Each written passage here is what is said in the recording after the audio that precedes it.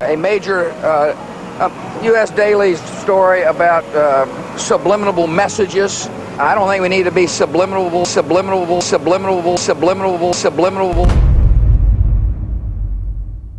Television is a massive mass hypnotist to the global mind. And what happens is it is implanting a belief in reality by the minute, and then once we take on that belief implanted, when information enters the eyes, we edit it on the basis of that belief.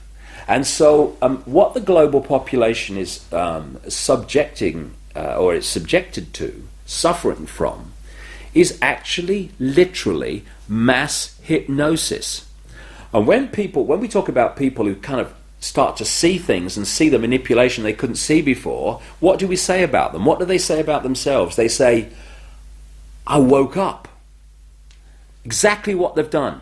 When people start to go, hey, I can see it now, it's like someone has gone along, like the hypnotist, and clicked their fingers, and it's like, oh, I can see it now. Mass hypnosis. And that is the greatest hypnotist on the planet, and that's the basis of why it was created.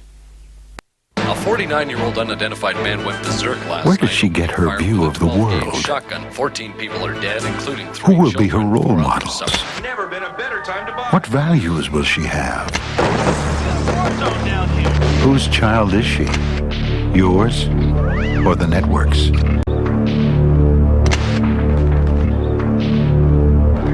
Take back your children. Turn off the TV.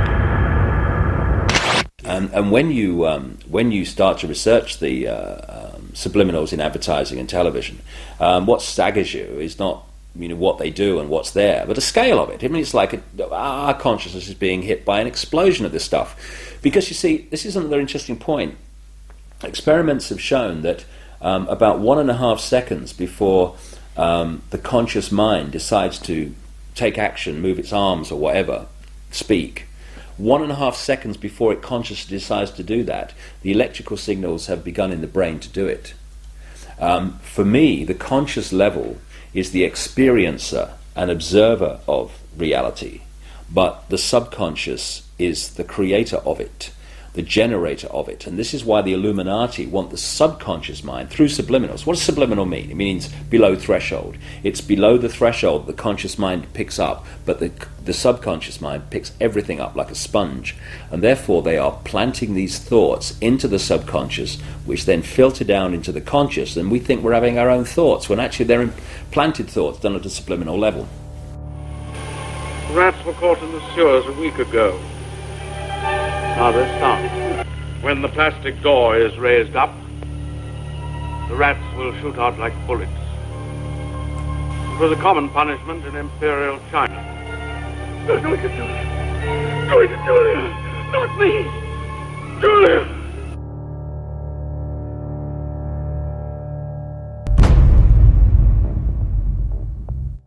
And of course this is being used, this subliminal manipulation, in politics. I mean, of course we had that incident during the Bush-Gore farce of an election, when an anti-Gore political broadcast for Bush, they put a subliminal in of rats while they were talking, but they left it up too long, and you only had to play the tape back slowly, a little slowly, and up come rats as some anti-Gore statement was being made.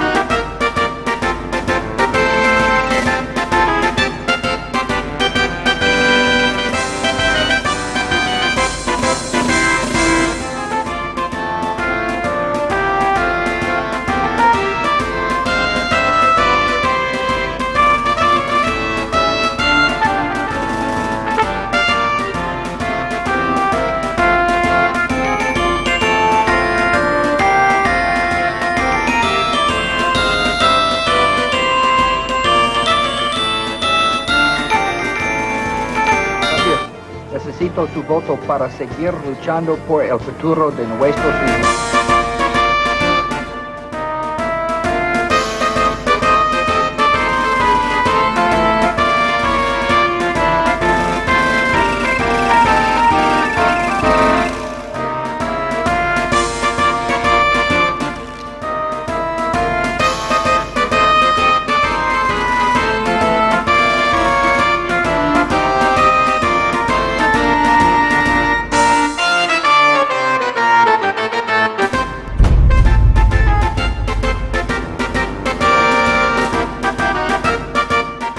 I don't believe that some of these states that they've called, like Florida, I just don't believe that. I don't believe we've got enough evidence to be able to call the state. We're doing better than we thought, and but I feel fine.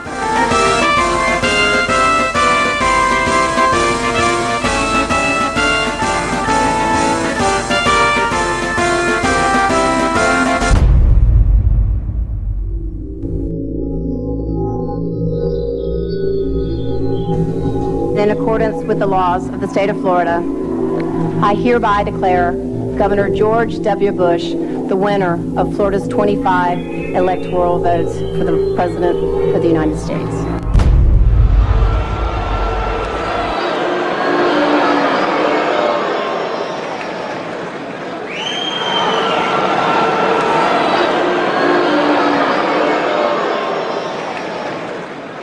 Now that the votes are counted, it is time for the votes to count.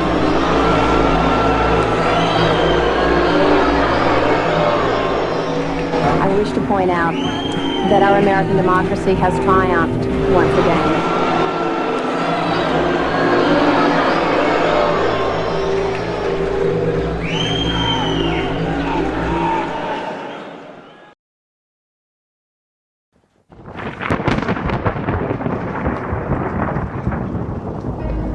The Skull and Bones secret society was originally called the Brotherhood of Death.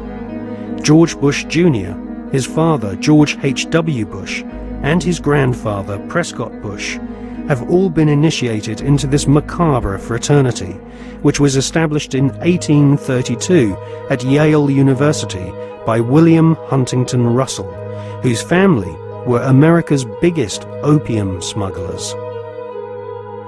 George W. Bush was initiated into the Skull and Bones Brotherhood of Death in 1968. The ceremony took place at the Society's headquarters, which is a stone building with almost no windows. This mausoleum-type building is known as the Tomb.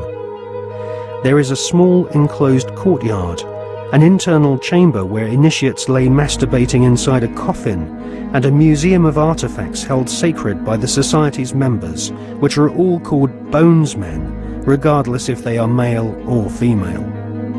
Many of the artifacts inside the Skull and Bones headquarters have been stolen by its members. To prove their devotion to the Brotherhood of Death, bonesmen have robbed graves, bringing human skulls and skeletons back to their tomb and placing them in glass display cabinets. For nearly 40 years, George W. Bush has been an active member of this most bloodthirsty occult secret society. His allegiance is primarily to his fellow bonesmen, not the American people. In order to prove his devotion to the Skull and Bones, Prescott Bush, grandfather of George W. Bush, savagely desecrated the grave of Apache Indian chief Geronimo. Prescott Bush robbed Geronimo's grave and had Geronimo's skull placed in a display case alongside the order's other treasured possessions, which include silver tableware from Hitler's Eagle's Nest headquarters in Nazi-occupied Austria. Welcome to the satanically inspired secret world of the Skull and Bones Brotherhood of Death. Welcome to the sick world of the Bush family.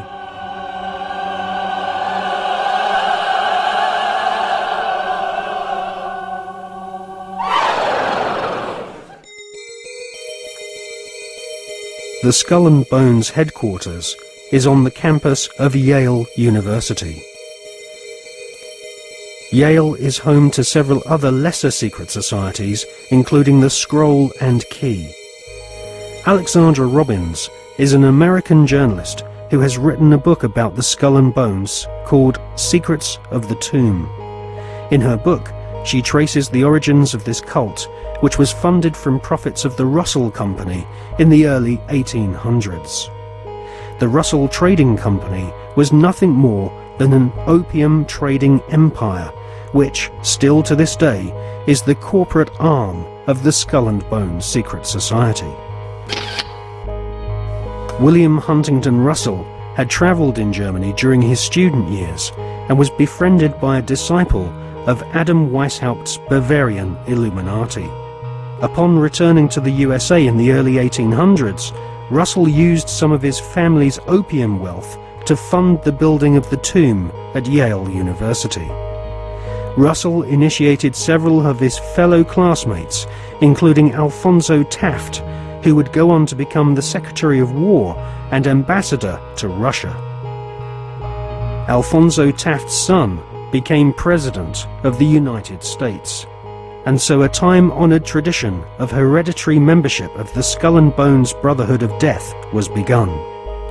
We see this tradition continued to this day, with senior bonesmen encouraging young initiates to marry into each other's families, their sons and daughters following in their parents' footsteps and becoming disciples of this most unholy of orders. In the Hollywood movie Brotherhood of the Bell, we see an initiation ceremony, which is a common occurrence on the campuses of America's elite Ivy League secret societies.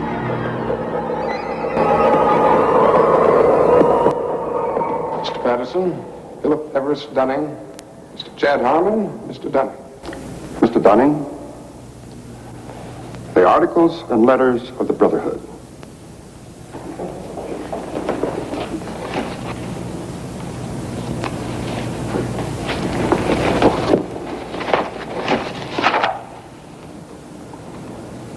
Do you swear that having been entrusted with these articles and letters since midnight this night, that you alone read them and did not communicate their content to any person whatsoever? I so swear. Having so sworn, are you now prepared to go forward? I am prepared.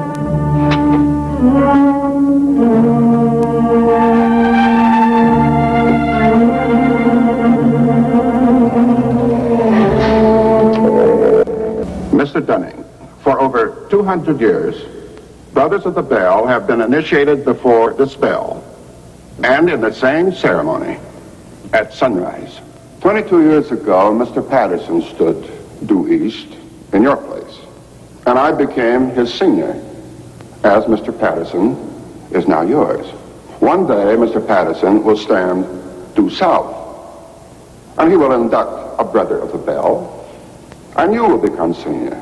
See, in this fashion does the Brotherhood express its continuity. It will continue long after all of us are dead. But that continuity depends upon one thing: obedience. Absolute obedience. If and when you are ever called upon by Mr. Patterson to pay your due bill, you must comply, whatever is asked of you. Well, that bill may come due tomorrow, in 20 years, or never. It will not be a matter of money. It will be an act of fealty, of loyalty to the Brotherhood of the Bell. Now, if you require anything at all, get in touch with your senior, and he will see to it that it's arranged for you.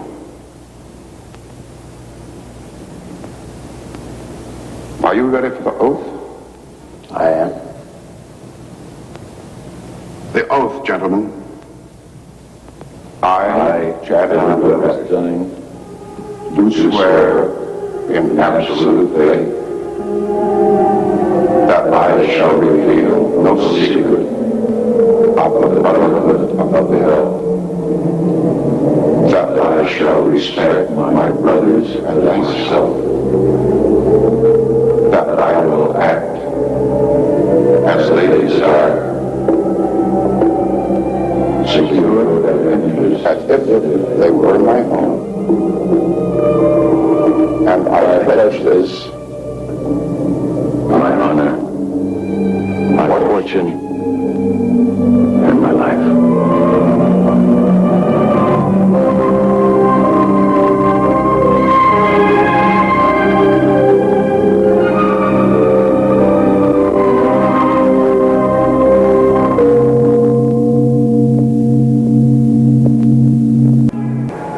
I still find it incredible that I could get anything I want. Anything a man could get with money, privilege, and the best connections. You know, it just occurred to me that we're part of the establishment now. Not part. The establishment.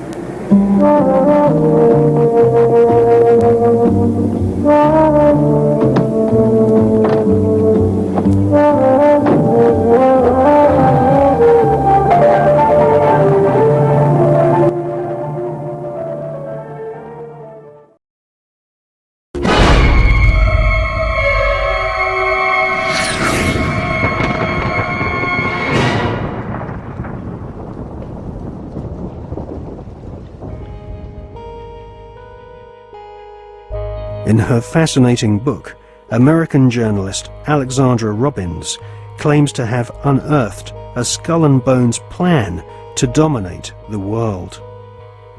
One can't help recognizing the fact that in the 170 years since the formation of the Skull and Bones Society, it has members in the most influential jobs all over the world. New initiates seem to fall effortlessly into high-paid jobs within banks, media organizations, government agencies, and huge corporations which earn vast profits from government defense contracts. Some researchers claim that all members agree to tithe their wealth over to the society, thus ensuring that their offspring will become future initiates of the Brotherhood of Death. The Skull and Bones Brotherhood of Death recruits members from America's billionaire aristocracy. Multiple generations of the Bush family have taken part in 6 satanically inspired rituals, along with members of wealthy families who are behind some of America's most famous brand names. Based on the rituals of the German Bavarian Illuminati, the Skull and Bones have approximately 900 members worldwide. George W. Bush has initiated 5 fellow Bonesmen to join his administration, including William Donaldson, who is head of the American Securities and Exchange Commission. Upon initiation into the Skull and Bones, candidates are told that they must forever deny their membership. The psychological mind programming and brainwashing which goes on inside the tomb can only be guessed at, as no Bonesman has ever broken the fraternity's rule of silence. Fellow students at Yale have often said that on the night of ceremonies, blood-curdling yells and shrieks can be heard from inside the tomb. Some say the initiates are forced to wrestle in mud and are even beaten. This technique has been used by the CIA and EST brainwashing organizations who seek to wear down the subject mentally and physically using a program of punishment and verbal abuse. Once the will of the candidate has been broken and they have divulged all their sexual secrets to the elder Bonesmen, they stand naked and are reborn in a mockery of a Christian baptism, with elder Bonesmen dressed as the Pope and the devil conducting the ritual. Ron Rosenbaum is a journalist who writes for the New York Observer. He secretly filmed an initiation ceremony from the top of a building near the Skull and Bones headquarters. Members of the order dress up as the devil, the Pope, and a kind of Don Quixote character.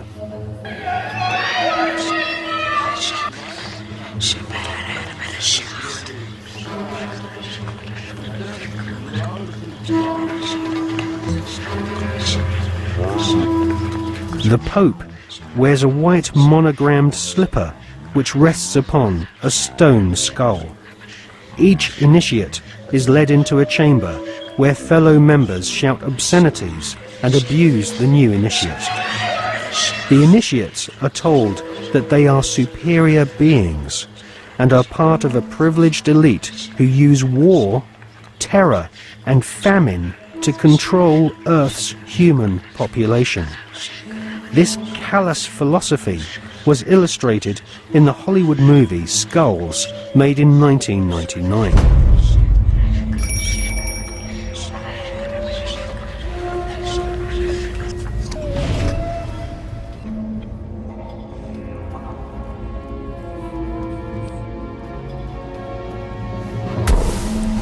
Over the years, there have been several break-ins at the tomb, which is the headquarters of the Skull and Bones at Yale University. The artefacts which have been found have included membership lists of another secret society which operates on the campus called the Scroll and Key. Now, it seems pretty obvious as we research this material that the Wolf's Head, Phi Beta Kappa, the Scroll and Key, and Skull and Bones are all different flavours of the same Bavarian Illuminati secret society.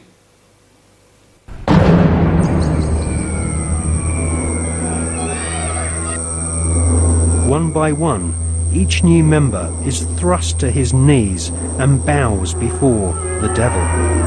A naked woman is ceremoniously assaulted with a dagger.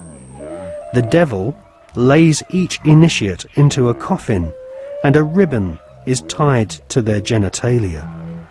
Everyone is encouraged to divulge their entire sexual life history whilst masturbating. With all their innermost secrets known to the other Bonesmen, the new initiates are threatened with blackmail if they ever reveal the secrets of this Masonic order. At this point, they are dressed in long robes and rechristened with their occult names. The Don Quixote character taps each member on the shoulder with a silver sword and proclaims, "By our order, I dub thee Knight of Eulogia."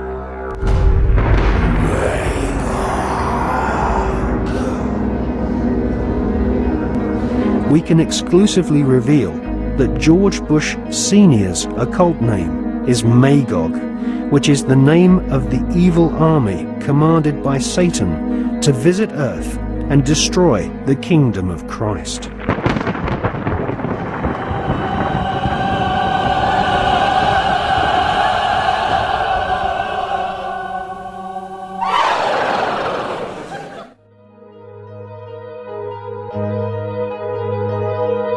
The American Ivy League colleges each have their own branches of the Skull and Bones Brotherhood of Death, indoctrinating the children of America's elite families who go on to become the captains of industry, banking, law, military, and the media.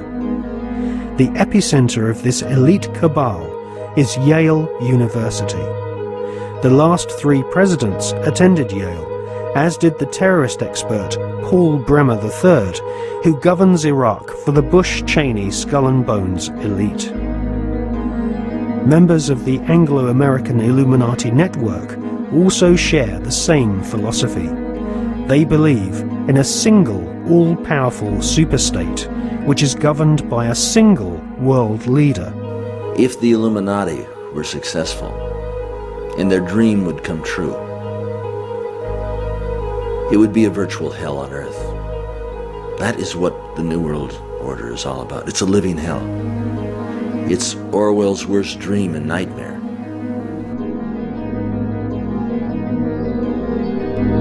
Well, to understand the philosophy of the Skull and Bones Society, you have to understand the philosophy of 18th and 19th century Germany with people such as Hegel. Now, the dialectic system, the dialectical political system, was not devised by Karl Marx. It was actually developed by Hegel, Fichte, and also contributed to by Kant. These German philosophers believed that you could create change in society by conflict. And this could be, for example, political conflict, the conflict between left and right. From this conflict, a new political system would come about, and this would be a synthesis of the two views. Now, that sounds pretty innocent, but in actual fact, the dialectical system is used in military combat as well. And Hegel's plan, which is being actually carried out right now, is to create conflict, to create wars. And through the creation of wars, several things happen. First of all, the companies which manufacture the missiles, the guns, the bullets, the uniforms, and all of the paraphernalia to do with warfare, all make huge profits.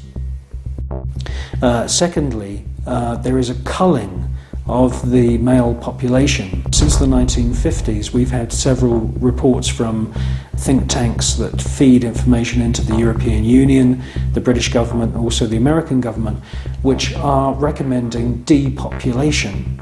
And there is several plans which we believe have been put in motion right now.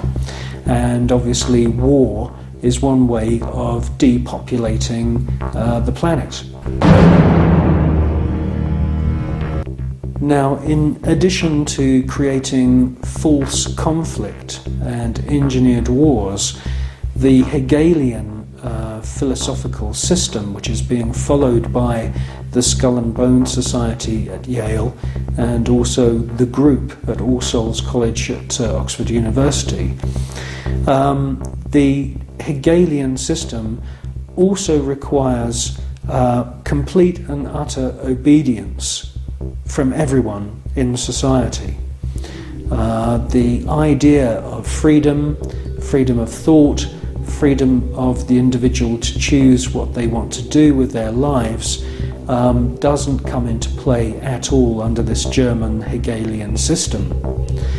In actual fact, Hegel says that the individual should be 100% obedient to the state, and the state should take on the image of God. Now, in the Hegelian system, the state is all-powerful, so we should ask ourselves, what is the state? Well, the state is the elite. The state is the royal, aristocratic hierarchy who are able to maneuver and live their lives in any way that they choose because they are super wealthy. Now, let's just talk about super wealth and super wealthy people. I can tell you now, after meeting quite a few of them, that they are very, very different to you or me. When I'm talking about super wealth, I am not talking about Puff Daddy who has allegedly 3 Bentleys. I'm talking about super wealth, family wealth, which was in the millions back in the 19th century. Now, when we look at this hierarchy of aristocrats and royal families around the world, we can see that they are the state. They are the people that the robots, I call them robots, the civil servants who run the machinery of the state. It is the civil servants who swear allegiance to this elite. When you join the British Civil Service, you do not swear an oath to serve the British people. You swear an oath to serve the monarch. It's the same when you become a spy. When you join MI5 or MI6 or any of the other DI or MI agencies, and there's many of them run by the British government, you are swearing allegiance to serve the reigning monarch, not the British people.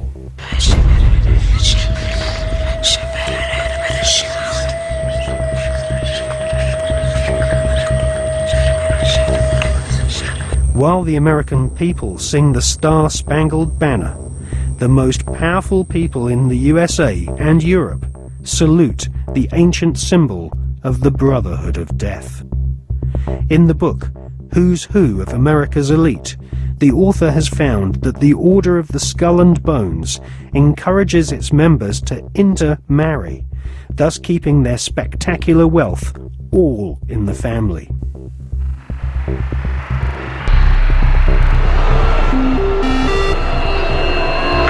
Good evening. Today, our fellow citizens, our way of life, our very freedom came under attack. America was targeted for attack because we're the brightest beacon for evil and the very worst of human nature. I've directed the full resources of our intelligence and law enforcement communities to find those who want peace and security in the world and to bring them to justice. We will make no distinction between the terrorists who committed these acts and the victims of the American economy. Our military is evil, and it's prepared. Our country is evil, deliberate and deadly evil. All that is evil, comforted by evil, and no one will keep that evil from shining. And on behalf of the American power greater than any of us, I thank the many world leaders who have called to offer their financial institutions and assistance. America and our terrorist friends and allies join with all those who want despicable chaos and terrible evil.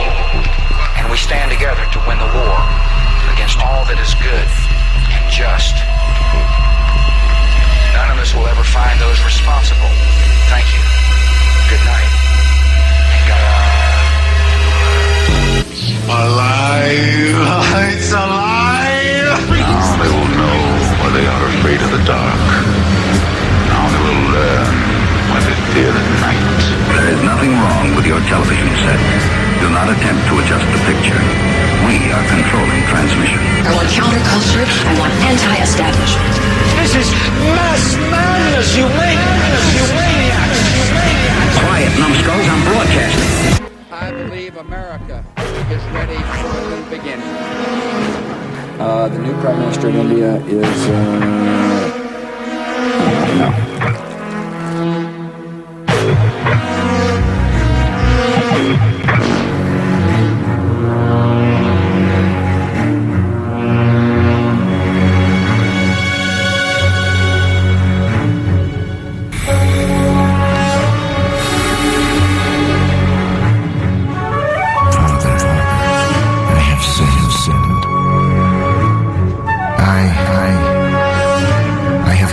Killed many people. For money. Out of ignorance. Out of evil. Out of hatred.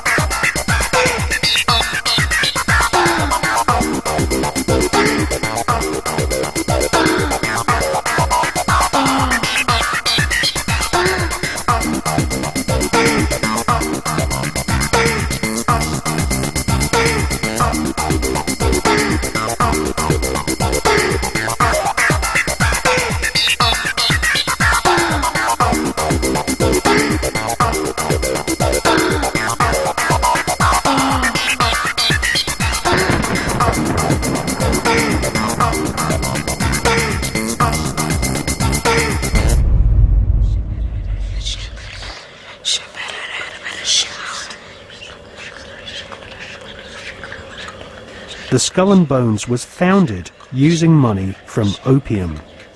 Retired Colonel Beau Gritz is a 33rd degree Freemason who interviewed Viet Cong soldiers after the Vietnam War, who told him that George Bush Sr. and Richard Armitage were at the head of an opium trading gang during the Vietnam War.